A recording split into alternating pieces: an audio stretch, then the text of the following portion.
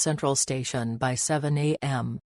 Finding the location is N number 39, easy if you and number 39, new to it, so I recommend doing a simulation beforehand. Our guide, Alfie, was impressive. He lived in China for 10 years and speaks Chinese like a native speaker. It and number 39, fascinating to hear an Australian speak Korean, but even more fascinating to see him speak Chinese. Anyway, we departed from Furama Darling Harbour with several Chinese travelers. There were about 23 to 24 of us, mostly Chinese, one Japanese group, a woman who looked Australian, and us. The explanations and tour were informative.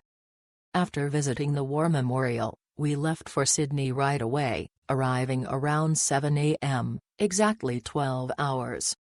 Lunch was good. Beer can be purchased separately by card. Canberra is out of the question, right?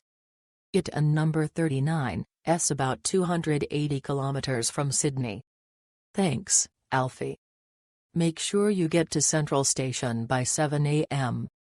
If it and number 39, your first time finding the spot, it and number 39, not the easiest, so I and number 39, recommend doing a little practice run beforehand. Our guide Alfie really stood out. He said he lived in China for 10 years and his Chinese is basically native level. It and number 39, already cool seeing an Aussie speak Korean, but hearing him speak Chinese was even more surprising. Anyway, we left from the Furama Darling Harbour after picking up a bunch of Chinese travelers. There were about 23 to 24 people in to appreciate Alfie. It's rare to come to Sydney and arrange a day trip to the capital. It is probably a once-in-a-lifetime experience. It is the most artificial city in the world. The local population is not large, and more than 50% are foreigners. Don't hold on to the established impression and treat it as a tourist attraction. It and number 39, a special city. In addition to the long transportation time, the tour guide is very enthusiastic and detailed in his explanations. He also arranges unscheduled itineraries. Overall, I think it and number 39, great.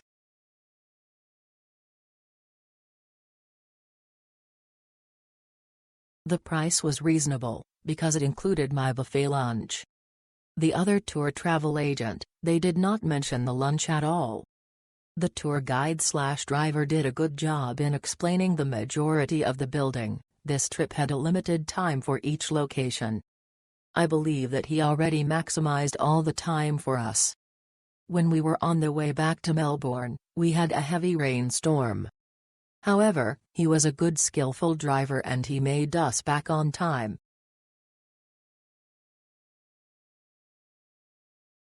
The itinerary was an N number 39, too rushed.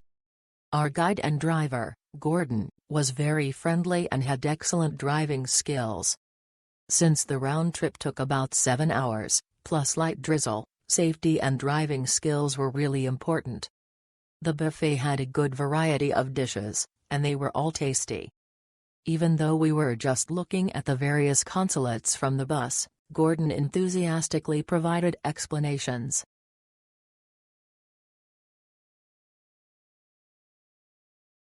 The tour guide was a local who spoke Mandarin and provided professional and clear explanations.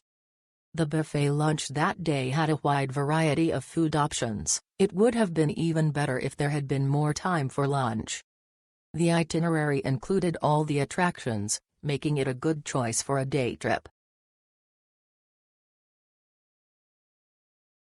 The itinerary was well planned, and the places visited were concentrated, so there was no need to waste time walking around.